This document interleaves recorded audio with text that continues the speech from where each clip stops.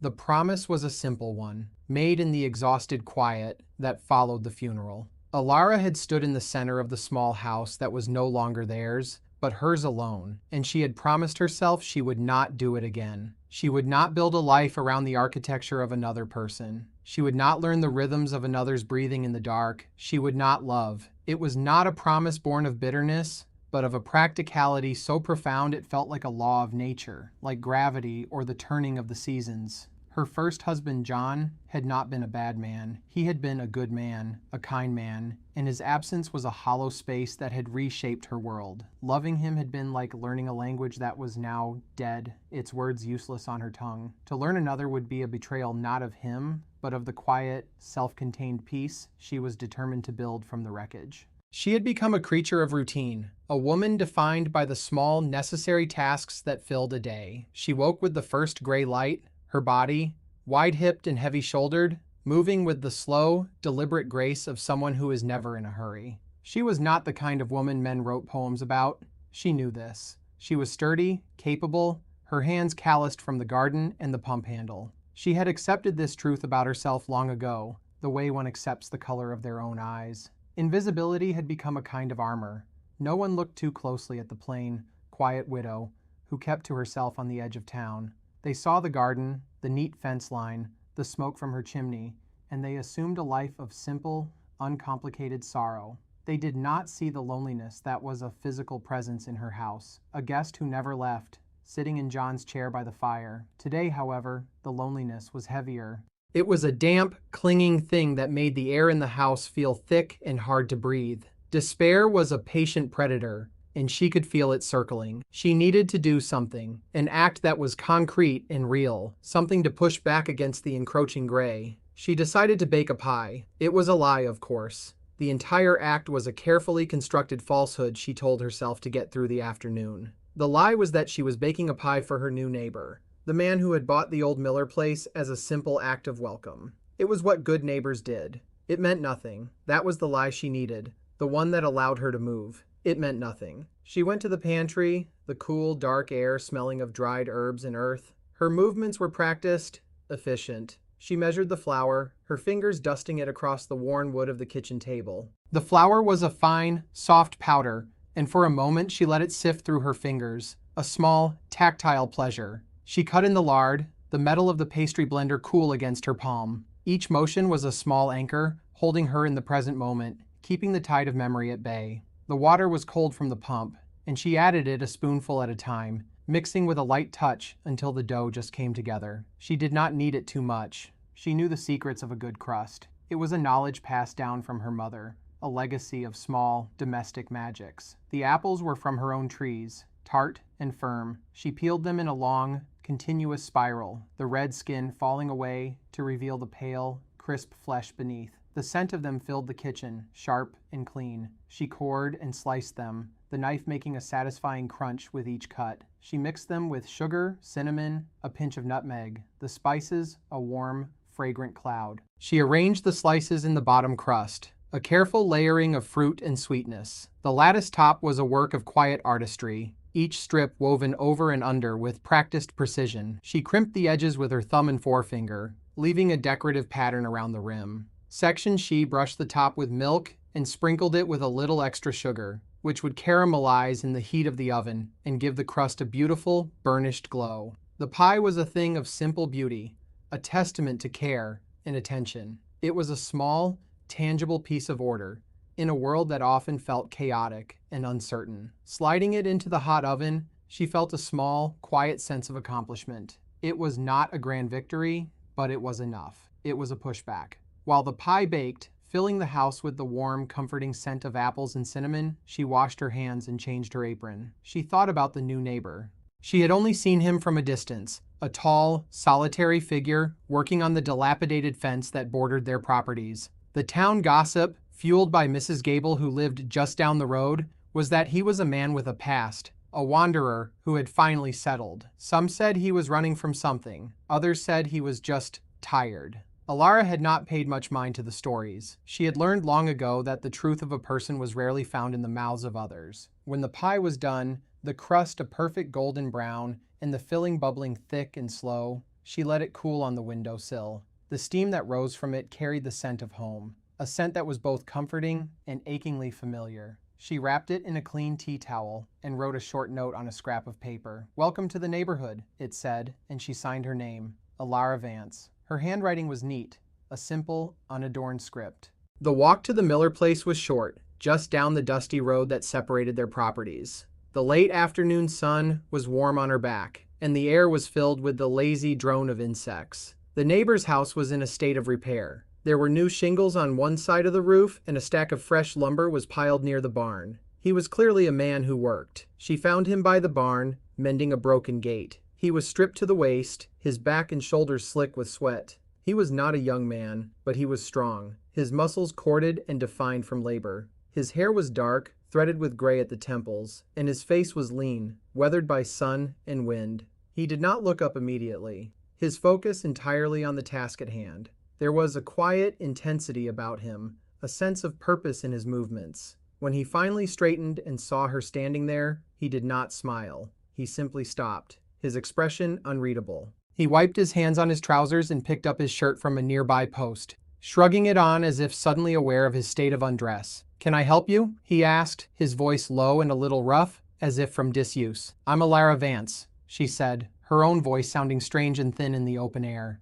"I live just down the road. I brought you this." She held out the pie. "A welcome." He looked at the pie, then at her face. His eyes were the most startling thing about him. They were a deep, clear gray, the color of a stormy sea, and they were tired. But it was not a simple weariness. It was a profound, bone-deep exhaustion, the look of a man who had traveled a long way and seen too much. Yet, beneath the exhaustion, there was a carefulness, an attentiveness that made her feel, for the first time in a long time, seen. He took the pie from her, his calloused fingers brushing against hers for a brief, startling moment. "Thank you," he said. "You didn't have to do that. It's just a pie," she said, feeling a sudden, inexplicable urge to retreat. The intensity of his gaze was unnerving. He unwrapped a corner of the tea towel and looked at the note she had tucked inside. He picked it up, his thumb tracing the shape of the letters of her name. And then she saw it, a change in his expression, so subtle she might have missed it if she hadn't been watching so closely. A tightening around his eyes, a stillness in his jaw. It was not a look of surprise or confusion. It was a look of recognition, sharp and sudden, as if he had just found something he had lost a long time ago. The look was there, and then it was gone, replaced by a carefully neutral expression. But she had seen it. It was a flicker of a hidden history, a story she was not a part of, a mystery. He folded the note carefully and tucked it into his shirt pocket. "Silas," he said, as if remembering his manners. "My name is Silas Croft." "It's nice to meet you, Mr. Croft," she said, taking a step back. "Silas," he corrected her gently. He paused, his gaze still holding hers. The silence stretched, but it was not awkward. It was filled with a strange, unspoken weight. He seemed to be searching for the right words, his brow furrowed in thought. "I was about to make coffee," he said finally, the words coming out slowly, as if he were testing their weight. "Would you join me, as a proper thank you for the pie?" It was an unexpected invitation, a break in the predictable script of neighborly gestures. The rules of her quiet, self-contained life dictated that she should politely decline. She should return to her empty house, to her familiar loneliness. But the mystery of his reaction to her handwriting, the quiet intensity of his gaze, had hooked her.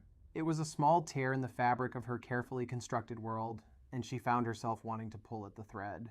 "I'd like that," she heard herself say, the words a small act of rebellion against the promise she had made to herself in the quiet of her grief. "I'd like that very much." His cabin was sparse, almost monastic in its simplicity. There was a single sturdy table with 2 chairs, a narrow bed covered with a plain wool blanket, and a stone fireplace that was swept clean. The air smelled of wood smoke, coffee, and sawdust. It was the smell of a life stripped down to its essentials. There were no photographs, no trinkets, no personal effects to speak of, except for a small, well-organized stack of books on a makeshift shelf. It was the home of a man who traveled light, or a man who was starting over from scratch. He moved with a quiet efficiency, grinding the coffee beans in a small hand-cranked mill, the sound a rhythmic, comforting rasp in the quiet room. He heated water in a blackened pot over the fire, his movements sure and economical. He did not fill the silence with idle chatter, and for that, Elara was grateful. She had grown so accustomed to the company of her own thoughts that small talk felt like a performance, a tiring recitation of meaningless lines. She sat at the table, her hands folded in her lap, and watched him. He was a man who seemed comfortable in his own skin, at ease with silence. It was a rare quality. Most people rushed to fill any conversational void, as if silence were a vacuum that needed to be populated with noise. But with Silas, the quiet was not an absence. It was a shared thing, a space they could both inhabit without feeling the need to furnish it with words. He brought 2 tin mugs to the table and poured the coffee. It was black and strong, the steam rising in fragrant wisps. He sat down opposite her, his large frame seeming to fill the small space. He took a sip of his coffee, his eyes on her over the rim of the mug. "This is good coffee," she said, the words simple and true. "It's one of the few luxuries I allow myself," he replied, his voice still low and a little rough. "A good cup of coffee can fix a lot of things. Not everything, but a lot." She nodded, understanding what he meant. It was the same reason she had baked the pie. A small, tangible act of order in a disordered world. They drank their coffee in a comfortable quiet. The only sounds the crackle of the fire and the whisper of the wind outside. It was a strange sort of intimacy, this shared silence. It felt more real, more honest than any conversation she had had in years. She thought about the letters. The thought came to her unbidden, a sudden, sharp pang of something that felt almost like guilt. For 2 years, she had been corresponding with a stranger, a man who signed his letters simply as W. It had started with an advertisement she had seen in a literary journal, a small, discreet notice tucked away in the back pages. "Seeking correspondence on matters of substance, not society," it had read. Discretion assured. At the time, she had been drowning in the first raw year of her widowhood. The days were an endless expanse of empty time, and the nights were worse. The loneliness was a physical ache, a constant dull pressure behind her ribs. The advertisement had felt like a lifeline thrown into the dark. It was the anonymity that had appealed to her, the promise of a connection without the complications of the real world, a place to put her thoughts, her fears, her grief, without burdening anyone she knew.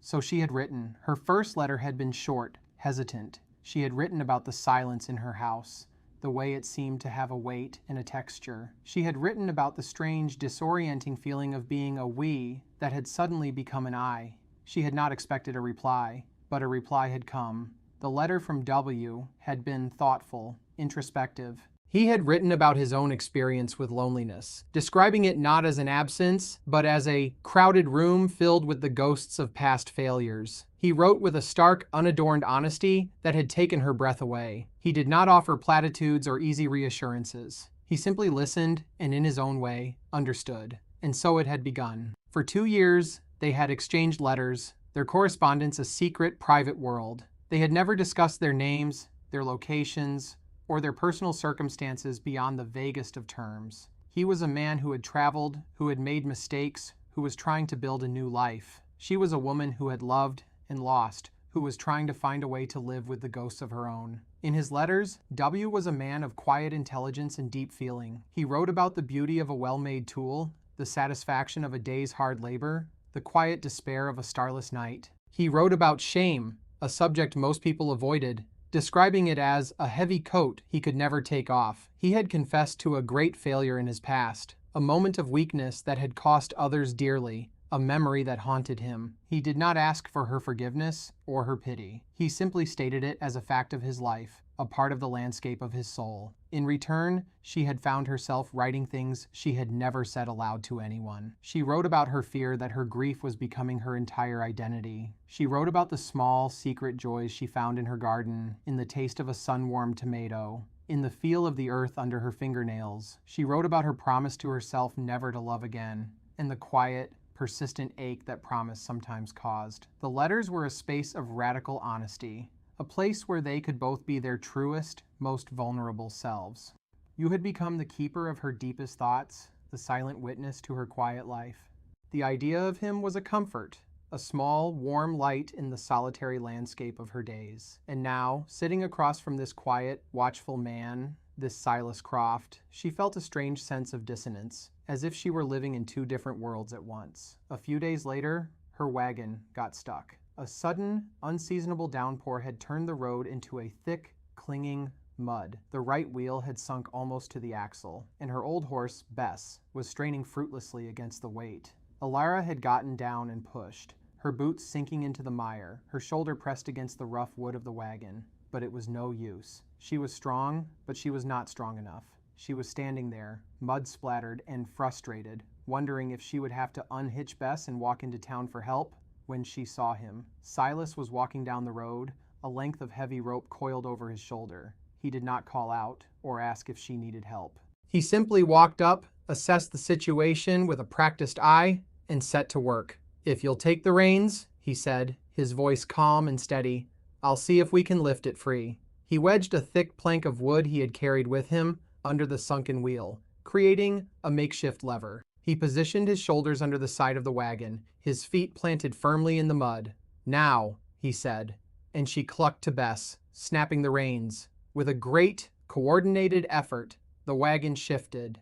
The horse strained, Silas heaved, his muscles bunching under his shirt, and with a great sucking sound, the wheel came free of the mud. He guided it onto the plank, and then onto the more solid ground of the road's shoulder. He stood up, breathing a little heavily, and wiped the mud from his hands onto his trousers.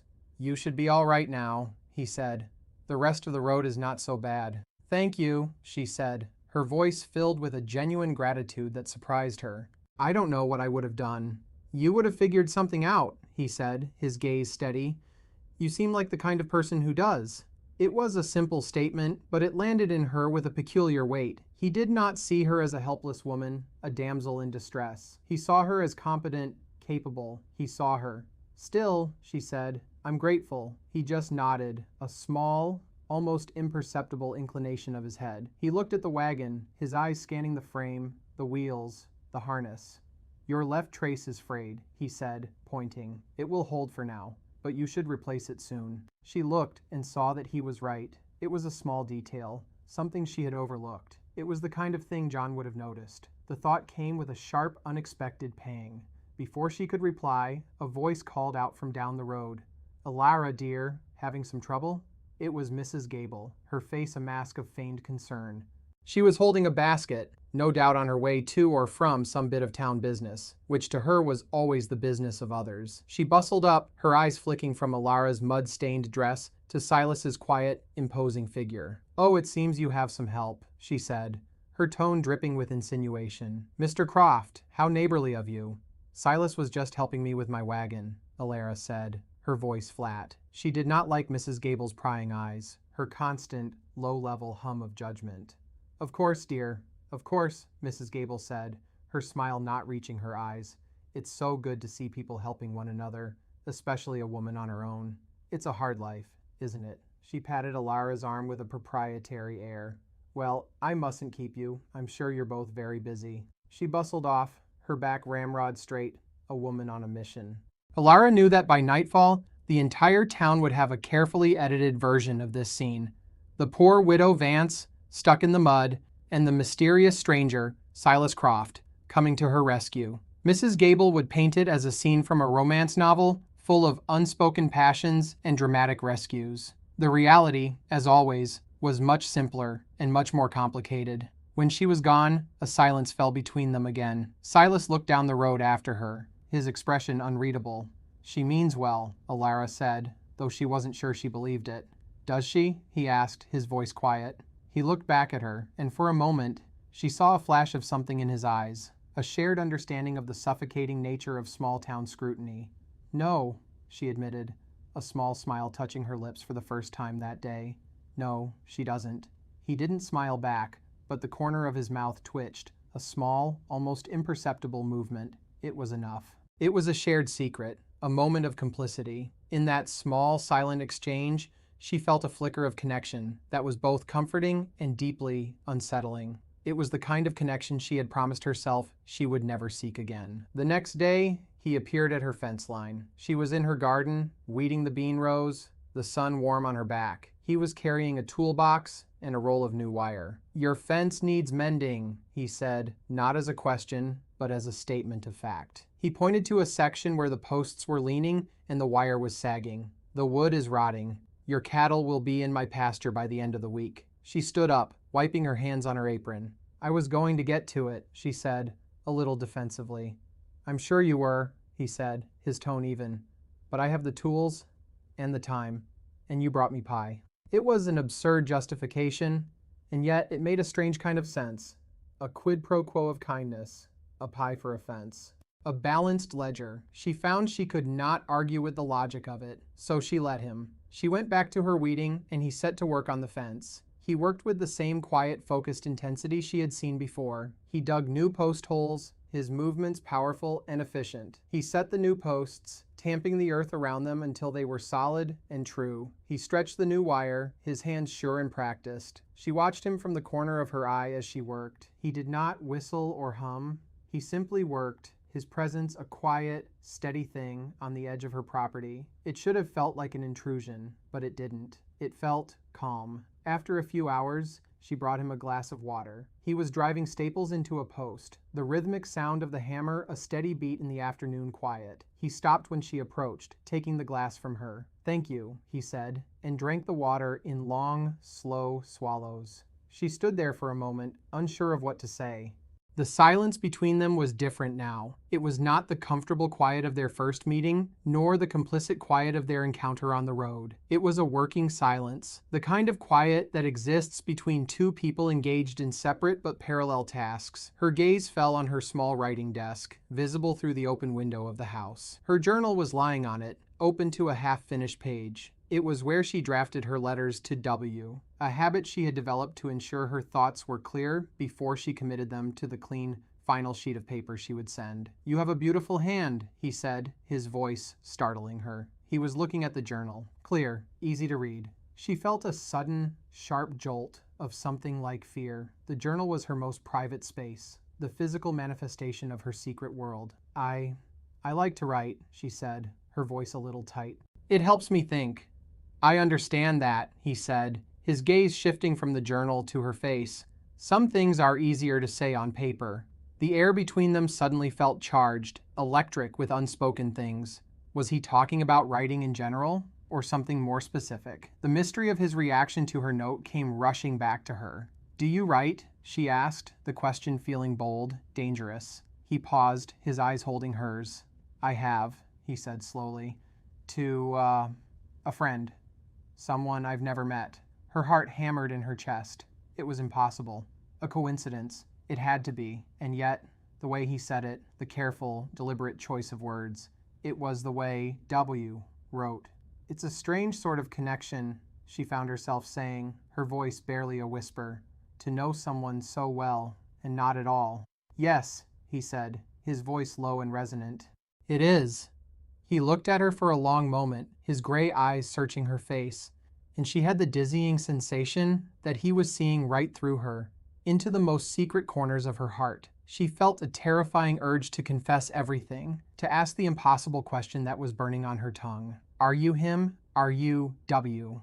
But she couldn't. The fear was too great. The world she had built with W was safe, perfect in its anonymity. To bring it into the harsh, complicated light of the real world would be to risk its destruction. And she was not ready for that. She was not brave enough for that. So she said nothing. She took the empty glass from his hand and went back into the house, her heart a wild, frantic bird in her chest. He went back to his work on the fence, the sound of the hammer once again a steady, rhythmic beat. But something had shifted. A line had been crossed. The two separate worlds she had been living in were beginning to bleed into one another, and she did not know if she had the strength to keep them apart. The annual Town Harvest Festival was a week later. It was an event Elara usually avoided. The forced cheerfulness, the prying questions of neighbors, the constant, low-level hum of social performance, it was all exhausting. But this year, for reasons she could not quite articulate even to herself, she decided to go. She told herself it was important to maintain appearances, to show the town that the widow Vance was not a complete recluse. But she knew in a secret, unacknowledged part of her heart that she was going because she knew Silas would be there. The festival was held in the town square, a chaotic swirl of people, music, and food. Children chased each other with sticky fingers, men gathered in groups to talk about crops and cattle, and women exchanged recipes and gossip. Elara felt a familiar sense of detachment, as if she were watching the scene from behind a pane of glass. She was there, but not a part of it. She saw him almost immediately. He was standing alone by the livery, watching the crowd with the same quiet, observant stillness she had come to recognize. He was not trying to engage with anyone, nor was he actively avoiding them. He was simply present, an island of quiet in a sea of noise. As if he felt her gaze, he looked up and their eyes met across the square. He gave a small, almost imperceptible nod of acknowledgement. She felt a strange pull, a magnetic force drawing her toward him. She walked over, her steps feeling both hesitant and inevitable. "It's a lot of noise," he said as she approached, his voice a low rumble beneath the din of the festival. "Yes," she said, "I usually stay home." "Me too," he admitted. They stood there for a while, side by side, watching the festival unfold around them. They did not need to talk. They simply existed beside each other, two solitary figures on the periphery of the crowd. It felt natural. It felt, she thought, with a jolt of alarm, dangerously comfortable. Later, there was a small stage set up for performances. The mayor gave a long, rambling speech. A trio of sisters sang a slightly off-key ballad. And then, to Elara's horror, the mayor's wife, a woman who fancied herself a patron of the arts, called her name. "And now, we have a special treat," Mrs. Henderson announced, beaming. "Our very own Elara Vance, who we all know has a wonderful way with words, has agreed to share a piece with us." Elara froze. She had not agreed to any such thing. Mrs. Henderson must have overheard her talking to the librarian about a poem she had enjoyed, and had taken it upon herself to volunteer her. A wave of panic washed over her. All eyes were on her, expectant. To refuse would be to cause a scene, to draw even more attention to herself. Her mind raced. She couldn't possibly read one of the classic poems she loved. They felt too formal, too impersonal. And then an idea came to her, a reckless, terrifying impulse. She thought of her journal, of the short, simple poem she had written just the night before, a poem inspired by the last letter she had received from W. In his letter, he had written about the wind, about how it was a force you could feel, but never see, a reminder of the unseen things that shape our lives. Her poem was a response to that idea. Her hands trembled as she walked to the stage. She stood at the small wooden lectern, her heart pounding. She looked out at the sea of faces, and then her eyes found Silas, still standing by the livery, his expression watchful, unreadable. She took a deep breath and began to speak, her voice low and clear. "The wind has no color," she recited, the words feeling strange and new in the open air. "It does not own a shape. It borrows the form of the leaves it turns, the dust it lifts, the wave it makes. I think some souls are like that, not empty, but waiting for a thing to move through them, to give them a temporary shape, a purpose, a song." She finished, and there was a moment of silence, followed by a smattering of polite, if slightly confused applause. The poem was too simple, too introspective for a festive occasion. Mrs. Henderson rushed to the stage, thanking her profusely, her bright, forced smile a little strained.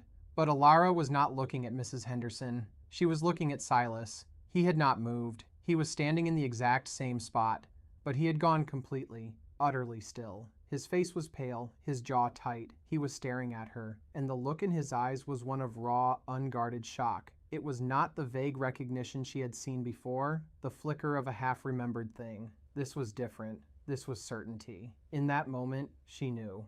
And she knew that he knew. The poem was not just a poem. It was a key. It was a direct response to a line from his last letter, a secret conversation carried on in public. She had, without intending to, revealed herself to him completely. The world around her seemed to fade away. The noise of the festival, the faces in the crowd, it all blurred into an indistinct hum. There was only the space between them, a space suddenly charged with a truth so enormous it felt like it might shatter the very air. He knew she was the woman who had written him letters for 2 years, the woman to whom he had confessed his deepest shames and fears. And she knew, with a certainty that was both terrifying and exhilarating, that this quiet, solitary rancher, this man who fixed her fence and pulled her wagon from the mud, was W. He turned, then, and walked away, his movements stiff, unnatural. He did not look back.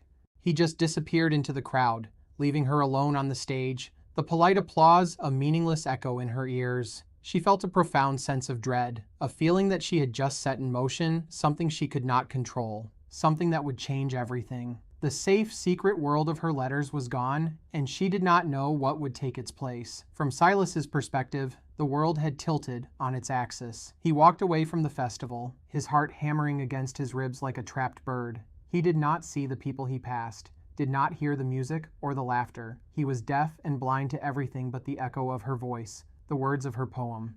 The wind has no color. I think some souls are like that. It was a line, a thought, taken directly from their private world and spoken aloud in the public square. A secret sign, a password he had not known he was waiting for. For weeks, he had suspected, it had started with the note she had left with the pie. Her handwriting. He had stared at it for a long time, his coffee growing cold, a feeling of impossible recognition dawning on him. It was the same script, the same neat, unadorned letters as the woman he knew only through the mail. The woman who had become his confessor, his anchor, the only person in the world who knew the true shape of his shame. He had told himself it was a coincidence, a trick of the light, a hopeful delusion.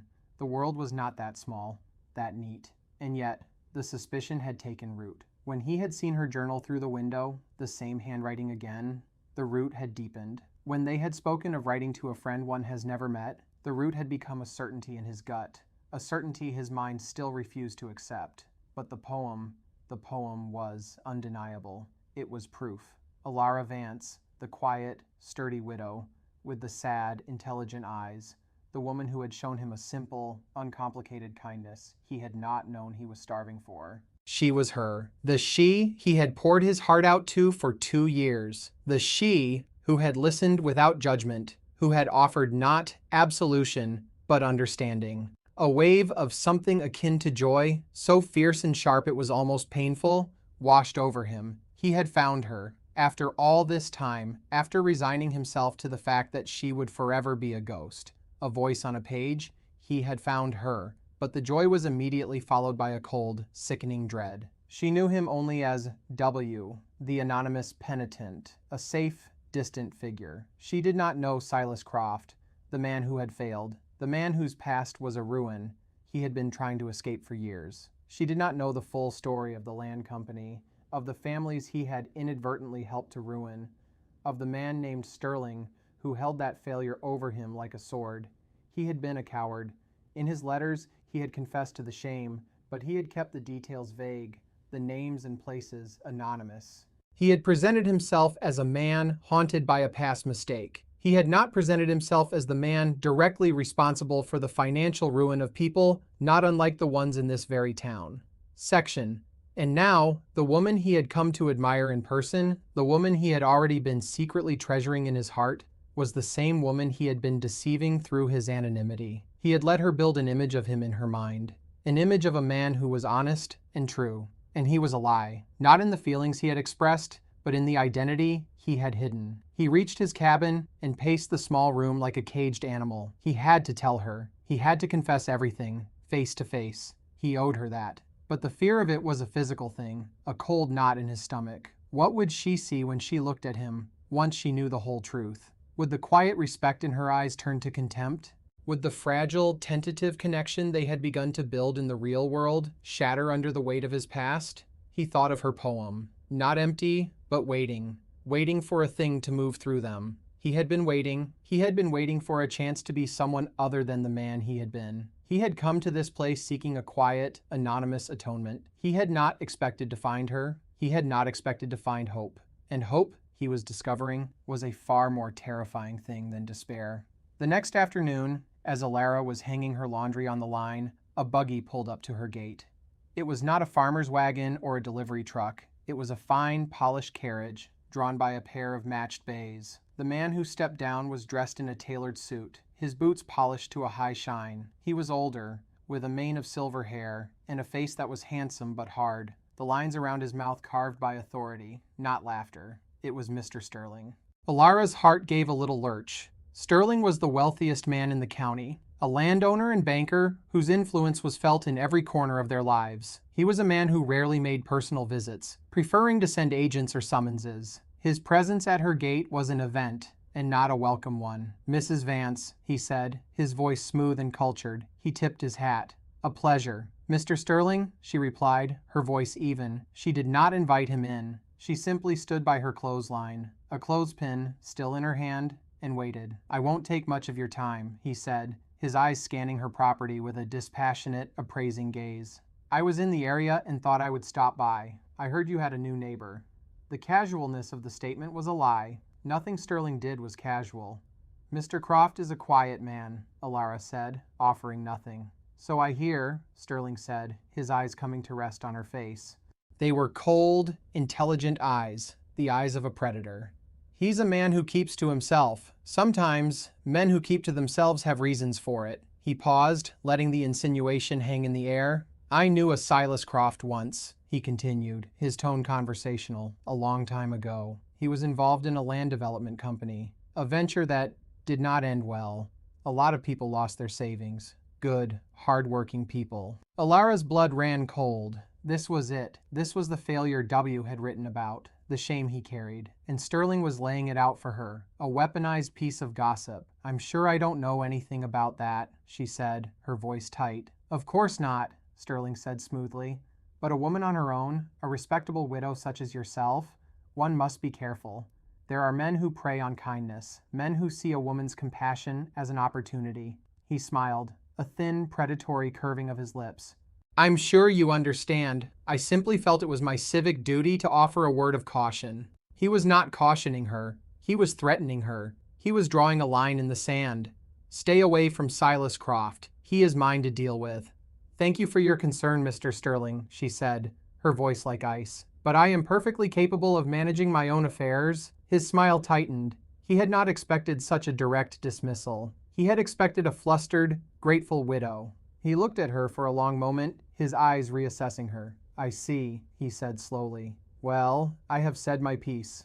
He tipped his hat again, turned, and got back into his buggy. As it pulled away, he looked back at her, his expression one of cold, calculating displeasure. Elara stood there long after the buggy was gone, the clothespin digging into her palm. The air felt thick, heavy with the poison Sterling had left behind. She felt a surge of anger, hot and fierce.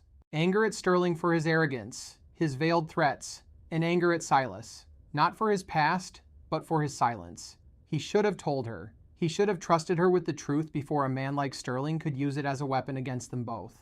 That evening, Silas came to her. The sun was setting, painting the sky in shades of orange and purple. He stood at her door, his hat in his hands, his face pale and strained in the fading light. Elara, he said, his voice low. Can I talk to you? She stepped aside, letting him in. The small house was filled with the scent of drying herbs and the faint, lingering smell of wood smoke from her stove. He did not sit down. He stood in the center of the room, a large, uncomfortable presence in her small, ordered world. I need to tell you something, he began, his voice rough with emotion. There are things about my past, things you have a right to know. He started to speak, his words halting, pained.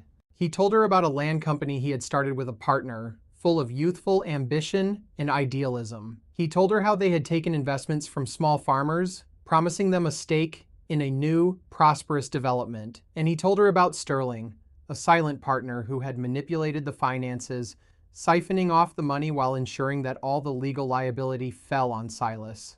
I was a fool, he said, his voice raw with self-loathing. I trusted the wrong man. I didn't pay close enough attention. By the time I realized what was happening, it was too late. The company was bankrupt. Everyone lost everything. And Sterling? He walked away with a fortune, and my reputation in ruins. He looked at her, his gray eyes filled with a pain so profound it was almost unbearable to witness. Sterling has a reason to hate me, he said. I'm the only one who knows the truth of what he did. I'm the only one who has the proof. It was a confession, but it was an incomplete one.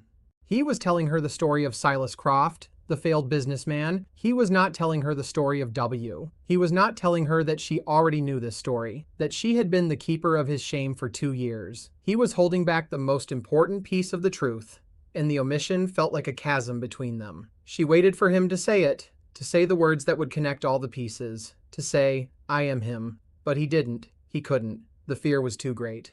I understand why you didn't want to tell me, she said, her voice quiet.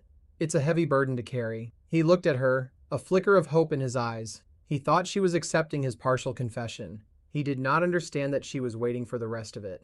The silence stretched between them, thick with all the things he was not saying. The next morning, the mail carrier brought a letter. Her hands trembled as she saw the familiar, plain envelope. It was from W. It must have been posted before the festival, before everything had changed. She opened it, her heart pounding. The letter was different from his others. It was more direct, more urgent. He wrote that he felt he had reached a crossroads in his life. He wrote that his anonymity, once a comfort, had begun to feel like a cowardice. And then he told her the story, the full story. He wrote about the land company, the trusting farmers, the betrayal. He wrote the name of his partner, a man named Sterling. He laid it all bare, every painful detail, every name, every place. It was the same story Silas had told her last night, but more raw, more detailed, filled with the self-recrimination and sorrow she had come to know so well. She read the letter 3 times, the words blurring through a film of tears. It was all there, all the proof she needed, not that she had needed any. That night, she could not sleep. She lay in her bed, staring into the darkness, the events of the past few days replaying in her mind. It was a dizzying, chaotic puzzle, and she forced herself to lay the pieces out, one by one, in chronological order. The pie, the note, his reaction to her handwriting, the first, impossible flicker of recognition. No, she whispered into the darkness. It was too fantastic. The coffee, the comfortable silence, the feeling of being seen, the stuck wagon, his quiet competence. The way he noticed the frayed trace, a small detail that spoke of a deeper attentiveness. The fence, the conversation about writing. I write to a friend I've never met. Her heart had hammered in her chest. But what if, she thought, what if it wasn't a coincidence? The poem, the look on his face, the absolute, undeniable certainty. That was the moment the two worlds had collided. Sterling's visit, the veiled threat, the story of a failed businessman named Silas Croft, Silas's confession. The same story, but with a crucial piece missing, the piece that connected him to her, to their secret world of letters. And now, the final letter from W. The confession in full, with Sterling's name, a name that tied the ghost on the page to the man of flesh and blood who lived down the road. She sat up in bed, the quilt pulled around her shoulders. The pieces were all there, and they fit together perfectly. The conclusion was insane, impossible, and yet irrefutably true. Silas Croft was W. The man she was beginning to feel a dangerous, tentative affection for was the same man she had been bearing her soul to for 2 years. The feeling was not one of joy or of romantic destiny. It was a feeling of profound, disorienting vertigo. The world had been one way, and now it was another. The man in her letters had been a sanctuary, a safe harbor. He was an idea, a concept. Silas Croft was real. He was complicated, and because of Sterling, he was dangerous. He had not lied to her in his letters, not about his feelings or his past shame, but he had lied with his silence. He had stood in her house and looked her in the eye and held back the one truth that mattered more than any other. A knock came at her door just as the first light of dawn was breaking. She knew who it was. She wrapped a shawl around herself and went to the door, her heart a slow, heavy drum in her chest. He was standing on her porch, his face haggard, as if he hadn't slept either. He looked like a man who had come to his own execution. "Elara," he said, his voice hoarse. "I wasn't honest with you last night. There's more. There's something else you need to know." She waited, her expression calm, her eyes holding his. He took a deep breath, the air shuddering in his lungs. "For the past 2 years," he said, the words coming out in a pained rush, "I've been corresponding with a woman I only knew through her words, a woman whose honesty and courage, a woman I came to care for more than I can say. And that woman is you." He paused, his eyes pleading with her. "My name is Silas Croft, and I am W." He braced himself for her anger, for her shock, for her tears. He was prepared for anything but what came next. She looked at him, her gaze clear and steady, and in a voice that was quiet and sad and utterly devoid of surprise, she said, "I know." The 2 words landed in the space between them with the force of a physical blow. "I know." It was not the reaction he had rehearsed for, not the one he had dreaded. It was something far more complex, far more devastating. It meant she had figured it out on her own. It meant she had been waiting for him to tell her, and he had failed. "You know," he whispered, the fight going out of him. "I've known since the festival," she said, her voice still quiet, but with an edge of steel he had not heard before. "When I read the poem, and you knew then, too." "Yes," he admitted, his gaze dropping to the floorboards. "I'm sorry. I should have told you then. I was a coward." "No," she said, and the word surprised him. He looked up. Her eyes were not angry. They were filled with a deep, profound sadness. You weren't a coward. You were afraid. There's a difference. She turned and walked back into the house, leaving the door open. He followed, his heart a leaden weight in his chest. She went to the window and looked out at the rising sun, her back to him. "The man in the letters," she said, her voice soft. "He was a safe place for me.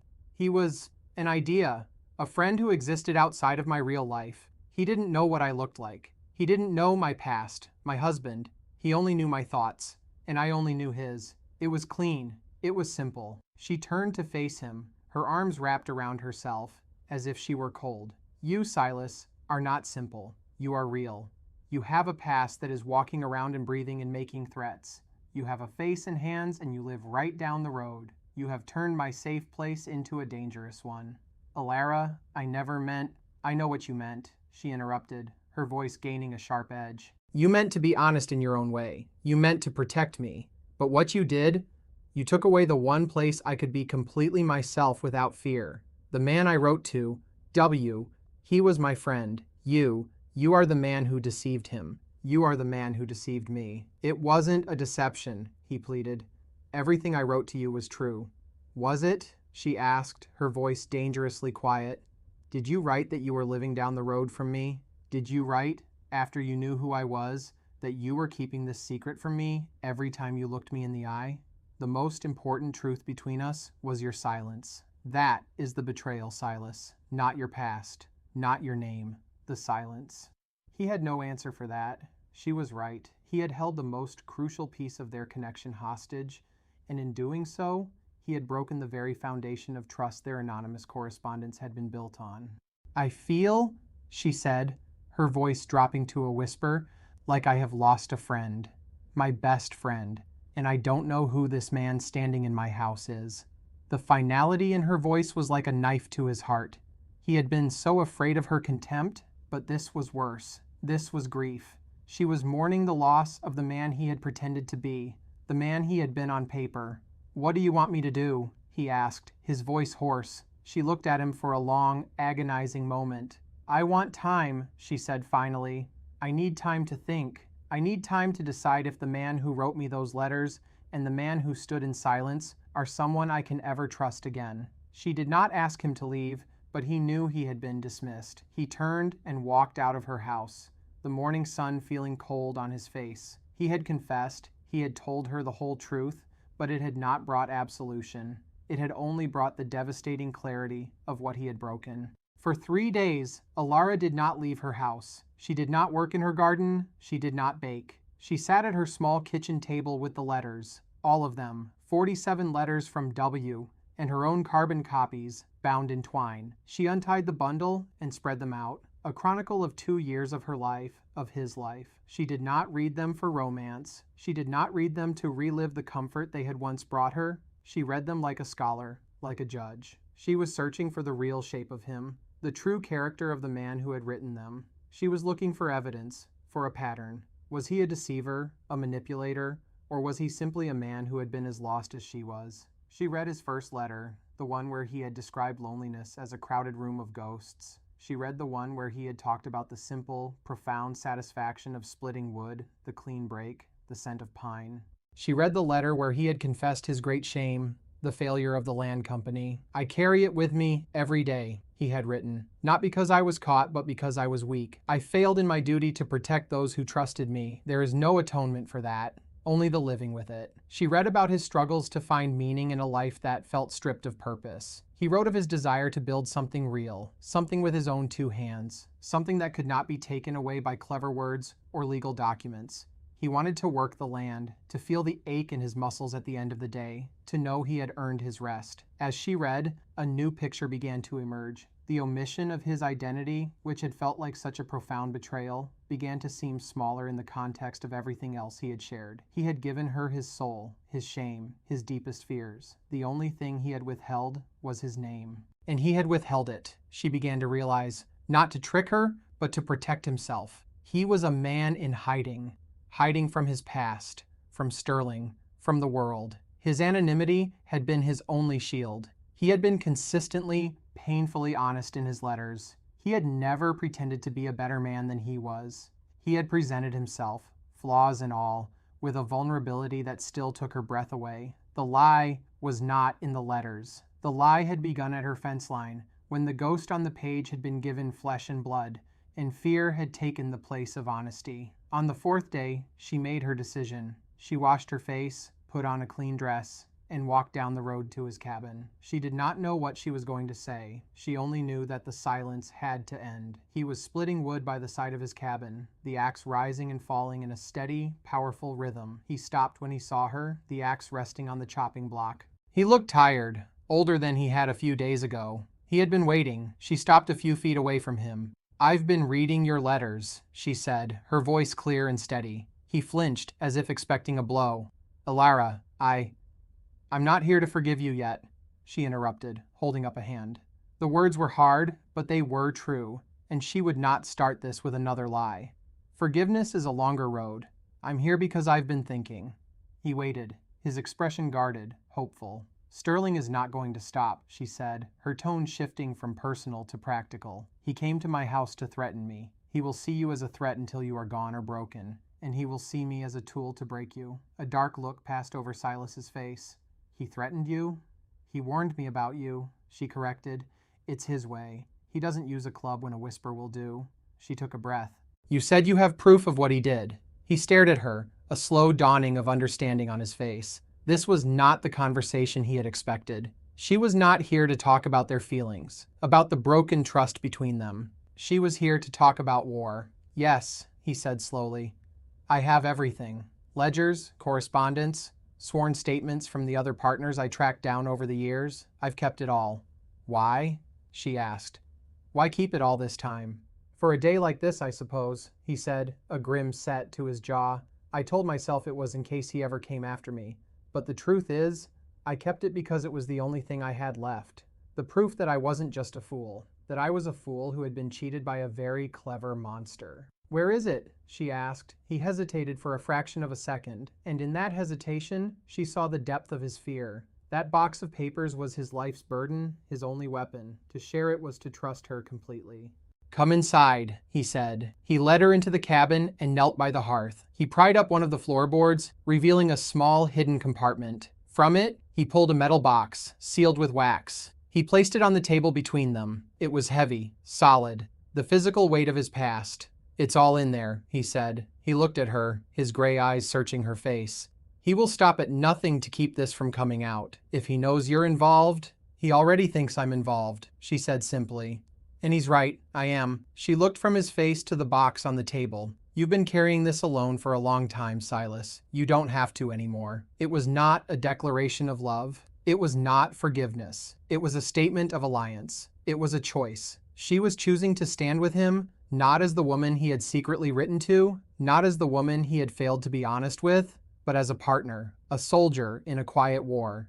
A look of profound, heart-wrenching relief washed over his face. It was not the absolution he might have hoped for, but it was something more valuable. It was respect. It was solidarity. He told her everything then, not just the story of the failure, but the details. The names of the families who had lost their farms. The intricate web of lies Sterling had woven. He spoke for over an hour, his voice low and steady, unburdening himself of a story he had carried alone for more than a decade. And she listened. She listened with the same quiet, focused attention she had given his letters, storing away the details, understanding the shape of the enemy they now faced together. The first move from Sterling came 2 nights later.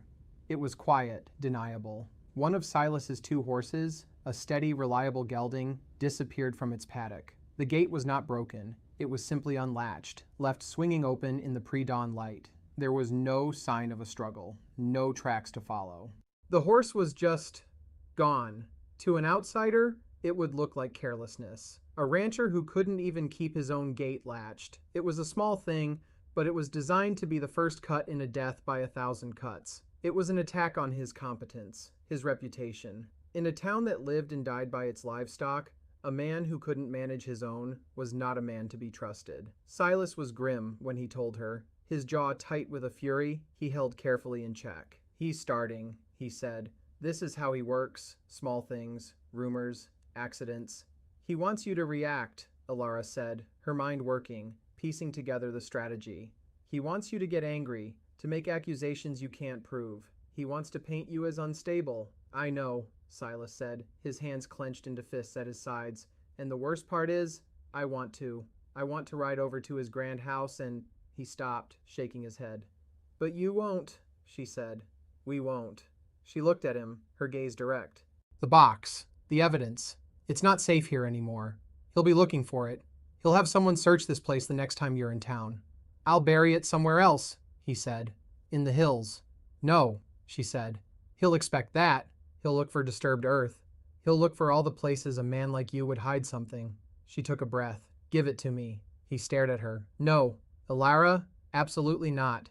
If he finds it with you, he won't look for it with me, she said, her voice firm, unyielding. Why would he? I'm just the lonely widow, the woman you're supposedly taking advantage of. He sees me as a pawn, a victim. He would never in a million years think I'm a player. My invisibility, the very thing I've hated for so long, it's our greatest weapon. I can't ask you to take that risk, he said, his voice raw. It's too much. You're not asking, she said, her eyes flashing with a fire he had never seen before.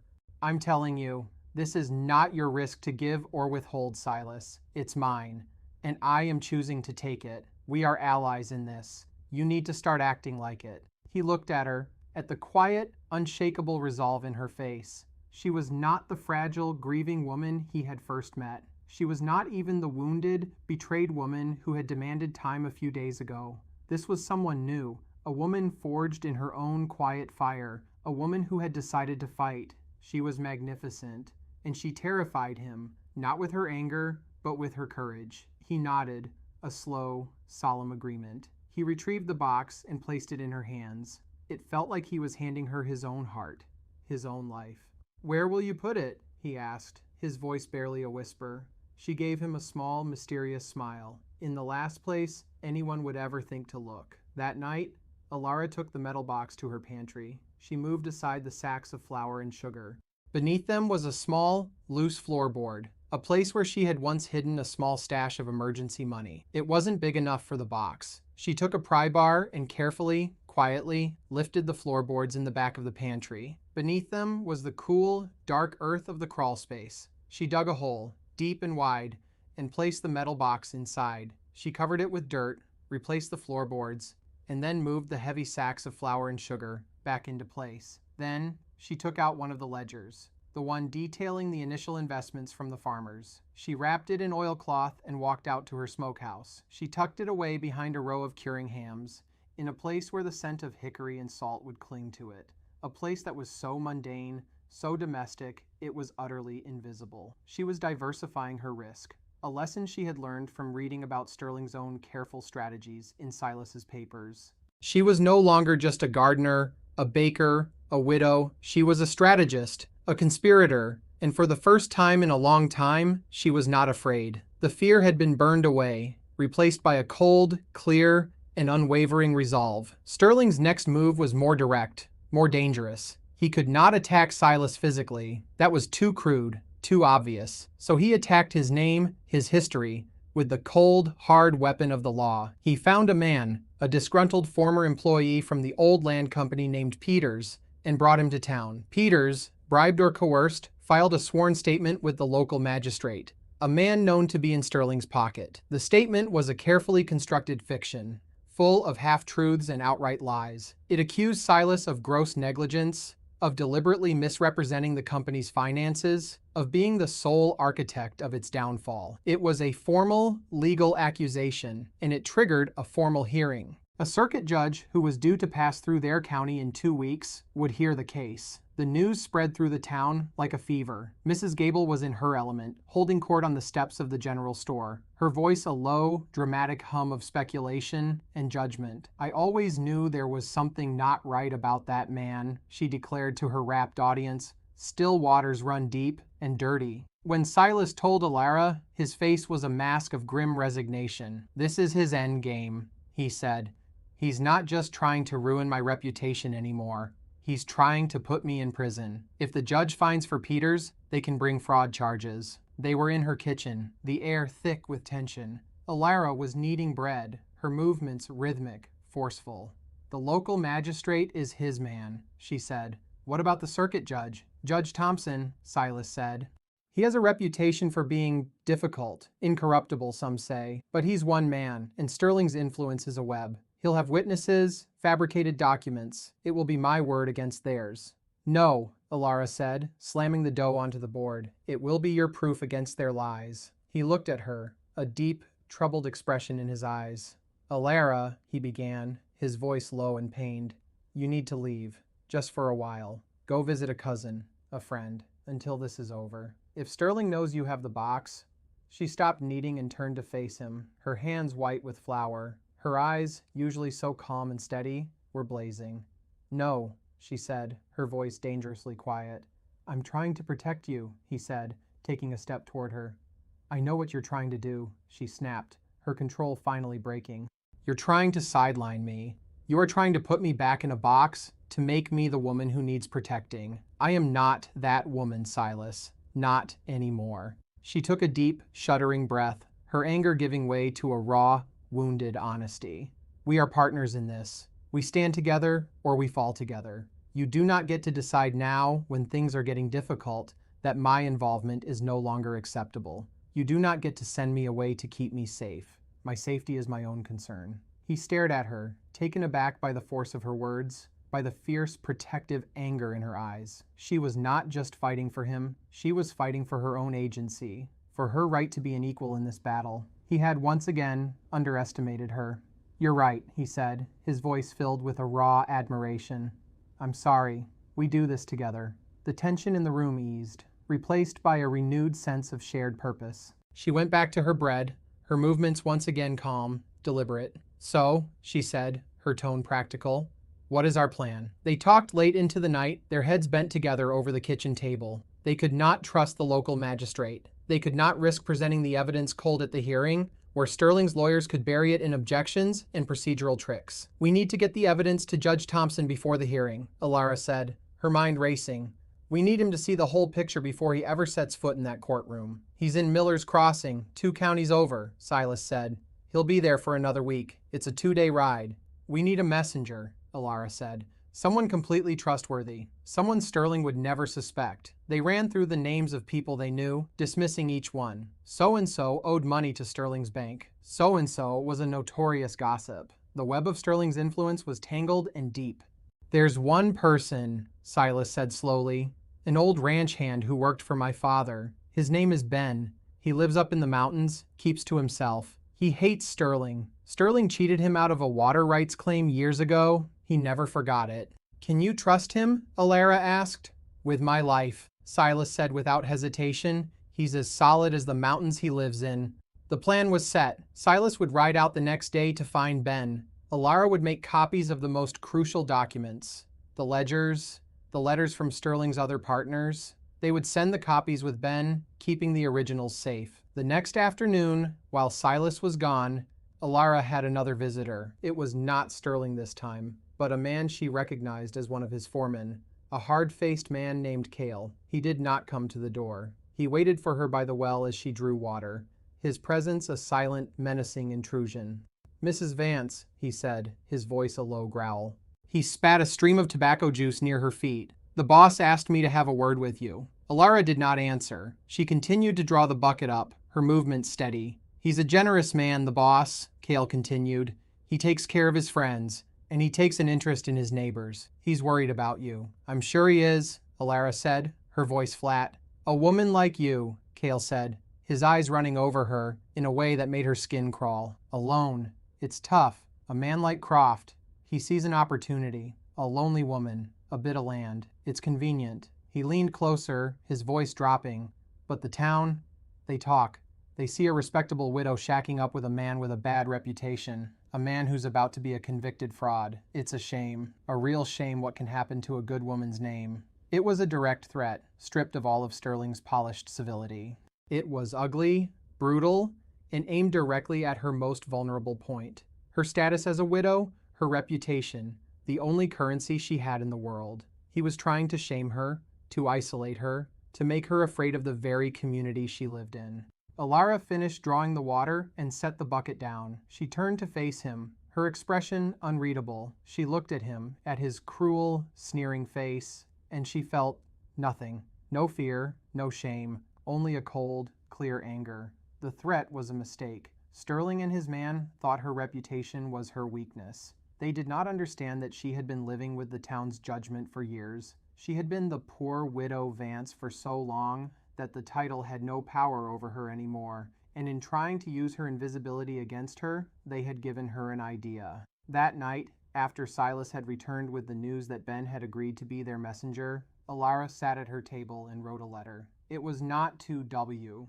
It was to a woman named Sarah Gable, a different Mrs. Gable, a distant cousin of the town gossip who lived in the next county. Sarah's husband had been one of the investors in Silas's land company. According to the ledgers, he had lost everything. The next day, Elara did something she had not done in years. She went visiting. She hitched up her wagon and drove not to town, but to the small, hardscrabble farms that dotted the countryside, the farms of the other families whose names were in Sterling's ledger. She started with the Millers, a family struggling to make ends meet on a rocky piece of land. She sat in their clean, sparse kitchen, and she told them her story. She told them about Silas, about the letters, about Sterling's threats, and then she showed them the ledger, with their own name written in it. She did not ask them to fight. She did not ask them to risk anything. She simply told them the truth. "You are not alone," she said. "He made us all feel like we were alone. That's how he wins." She went from farm to farm, a quiet, determined woman in a plain dress, her wagon loaded not with pies or gossip, but with the dangerous, explosive power of the truth. She used her status as the underestimated widow to her advantage. She was not a threat. She was a neighbor, a fellow victim. She spoke to the women in their kitchens while their husbands were in the fields. She understood that the heart of a family's courage often resided not in the man with the plow, but in the woman who managed the household, who knew the true cost of their poverty. Slowly, cautiously, a current began to build. A shared look between a husband and wife, a quiet nod, a whispered, "He did the same to my brother." The seeds of a rebellion, planted in the soil of shared grievance, began to sprout. Elara was no longer just fighting for Silas. She was fighting for all of them. The day of the hearing arrived, gray and overcast. The courtroom, held in the town's largest church to accommodate the crowd, was packed. The air was thick with anticipation and a low hum of gossip. Elara sat in the second row, alone. Silas was at the defendant's table with a young, inexperienced lawyer he could barely afford. Sterling sat in the front row, flanked by his foreman, Cale, and two expensive-looking lawyers from the city. He looked calm, confident. He was the king in his own court. Judge Thompson was a stern, hawk-faced man with eyes that seemed to miss nothing. He called the hearing to order, his voice a no-nonsense baritone that cut through the noise. Sterling's lawyers called their first witness, Peters. He was a nervous, sweating man who could not seem to meet Silas's eyes. He recited his prepared lies in a monotone, his story full of inconsistencies that Silas's young lawyer, flustered and out of his depth, could not seem to effectively challenge. Next, they called another man, a supposed financial expert who presented a series of fabricated charts and documents proving Silas's negligence. It was a polished, professional performance, and Elara could feel the mood in the room shifting against them. The townspeople were beginning to believe it. Sterling was winning. Silas sat at his table, his face pale, his hands clenched on the table in front of him. He looked defeated. This was exactly what he had feared, a public crucifixion orchestrated by a master. When Sterling's lawyers rested their case, a smug, satisfied look on their faces, Judge Thompson turned to Silas's table. "Does the defense have any witnesses?" Silas's lawyer stood up, shuffling his papers. "No, Your Honor. The defense rests." A gasp went through the crowd. He was not even going to fight. It was over.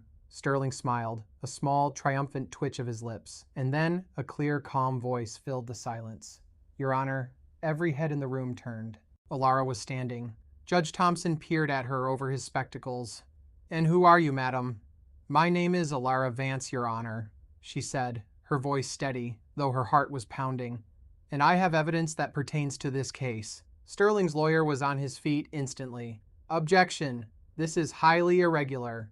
This woman is not a witness. She has no standing here." "Overruled," Judge Thompson said, his eyes fixed on Elara with a look of intense curiosity. "I will hear what Mrs. Vance has to say." Approach the bench. Elara walked to the front of the courtroom, her steps sure and steady. She did not look at Silas. She did not look at Sterling. She looked only at the judge. She handed him a letter. "This is a letter from a woman named Sarah Gable," she said. Her husband was an investor in the land company. He lost his farm. He died a year later, a broken man. In this letter, she details the threats and intimidation her family received from Mr. Sterling's men after her husband began asking questions about the company's finances. The judge read the letter, his expression unreadable. Sterling's face had gone rigid, his confident smile vanishing. "This is hearsay, Your Honor," his lawyer sputtered. "It's inadmissible." "It is a sworn affidavit, Counselor," the judge said coolly, turning the letter over. "Notarized yesterday in Miller's Crossing." He looked back at Elara. "Do you have anything else, Mrs. Vance?" "I do," she said, and from her satchel, she pulled the ledger. "This is the original investment ledger from the land company. It shows the flow of funds, not into the company's accounts, but into a separate holding company owned and controlled by one man." "And who is that man?" the judge asked, though his eyes, now glinting with a cold fire, were fixed on Sterling. "Mr. Robert Sterling," Elara said, her voice ringing with clarity in the silent room. "Objection!" Sterling's lawyer shouted, but his voice was drowned out by a new sound. A man had stood up in the back of the courtroom. It was Mr. Miller, his face pale but determined. "She's telling the truth," he said, his voice shaking but loud. "My name is on that ledger. Sterling's man came to me a month later and offered to buy my debt for 10 cents on the dollar. He said it was a kindness. Then another man stood up. And he did the same to me. And another, and another." One by one, the people Elara had visited stood up. A quiet, powerful wave of dissent, rising against the man who had held them in his thrall for so long. They were not shouting. They were simply standing, their presence a testament to the truth of Elara's words. Sterling was ashen, his face a mask of disbelief and fury. His carefully constructed world was collapsing around him, in public, in the most humiliating way possible. Judge Thompson slammed his gavel down, the sound echoing like a gunshot. "Silence!" he roared. He looked at Sterling, his face a thundercloud. "Mr. Sterling, I should inform you that the documents Mrs. Vance and a Mr. Ben Carter so kindly provided me with 2 days ago have been forwarded to the United States Attorney's Office. Your business practices are now the subject of a federal inquiry for fraud, racketeering, and mail fraud." He turned to Silas's accuser. "Mr. Peters, I would advise you to reconsider your testimony, as the penalty for perjury is quite severe." Peters looked like he was about to faint. He collapsed back into his chair, muttering, "He made me do it. Sterling made me do it." The case had not just collapsed. It had spectacularly imploded, taking Sterling's entire empire of lies with it. The king was dethroned. In the ensuing chaos, as the judge dismissed the case against Silas and ordered Sterling and his men to remain for questioning, Elara slipped out of the church. She had done what she had set out to do. The rest was for the law to handle. She needed air. She needed quiet. She was standing under the old oak tree in the churchyard, the cool, damp air a balm on her flushed cheeks when he came to her. Silas. He stopped a few feet away, his face a mixture of awe, gratitude, and something else she couldn't quite name. The noise in the crowd and the crumbling of a rich man's world seemed a universe away. Here, under the branches of the old tree, there was only the quiet space between them. The external threat, the great looming shadow of Sterling, had been neutralized.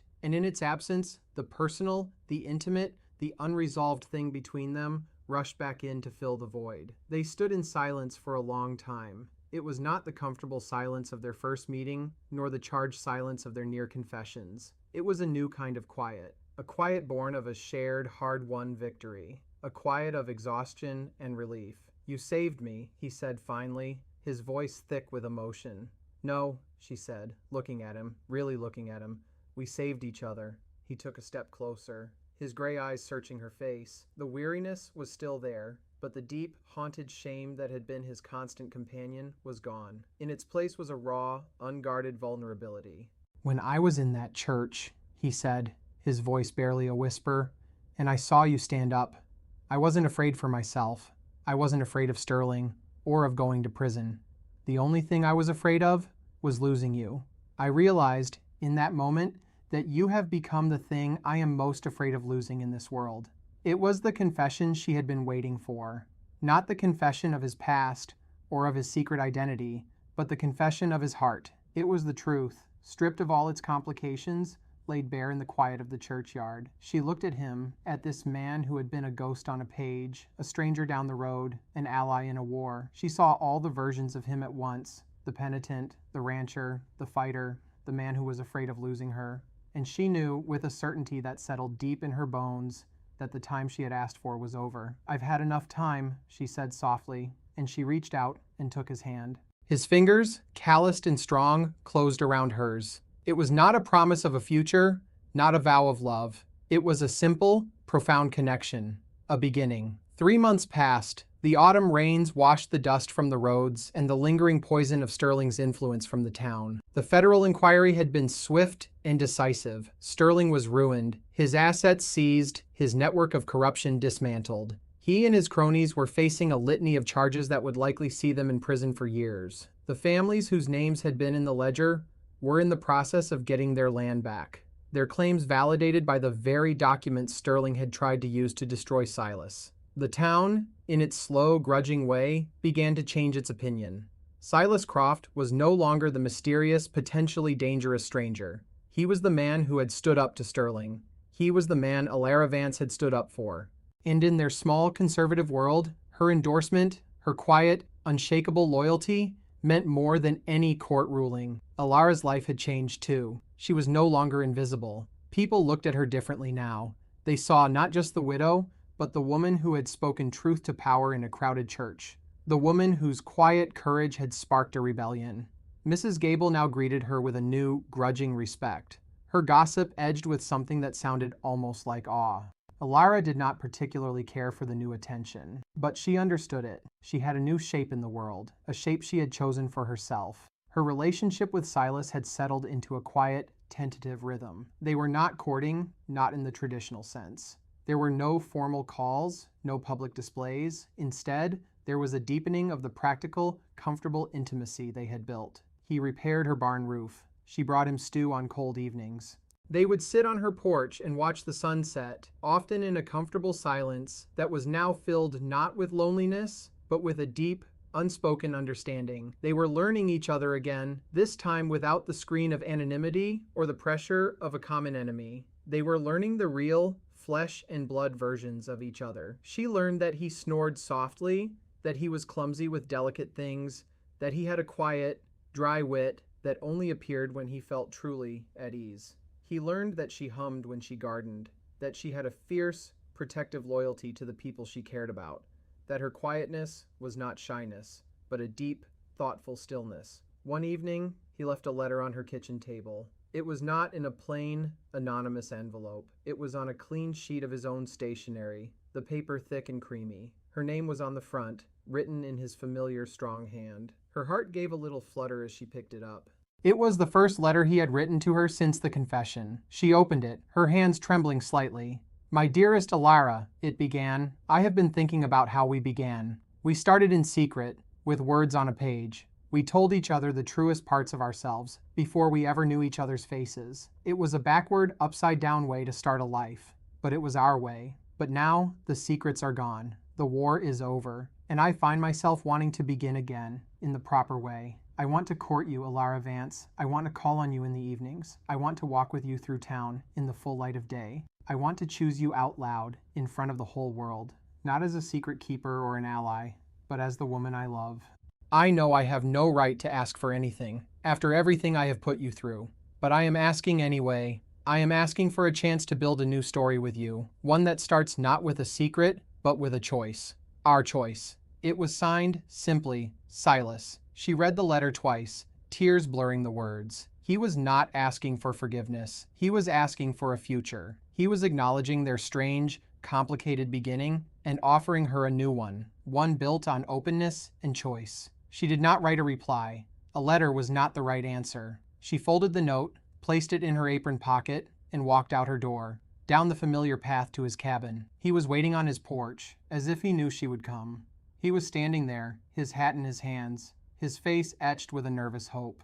She walked up the steps and stopped in front of him. She did not say a word. She simply reached into her pocket, took out the letter, and then took his hand, placing the folded note in his palm and closing his fingers around it. He looked down at his hand, then back up at her, a question in his eyes. "Yes," she said softly, her voice full of a quiet, certain joy. The answer is yes. A slow, beautiful smile spread across his face, a smile that transformed his weary, guarded features into something boyish and bright. He took her other hand, his grip warm and sure. "Come inside," he said, his voice thick with a love so profound it needed no other words. He led her into the small, sparse cabin that was no longer the home of a penitent wanderer, but the home of a man who had found his way. He closed the door behind them, shutting out the world, shutting out their separate, lonely pasts. Their story had not begun with a look across a crowded room or a dance at a festival. It had not been born of poetry or grand romantic gestures. It had begun in the quiet, solitary act of telling the truth to a stranger. It had been forged in the practical kindness of a shared meal, a mended fence, a wagon pulled from the mud. It had been tested by fire, by threats, by the ghosts of the past. And it had been won, not by a hero's sword, but by the quiet, unshakable courage of a woman who had refused to be invisible, and a man who had finally learned that the most honest thing he could do was to let himself be seen.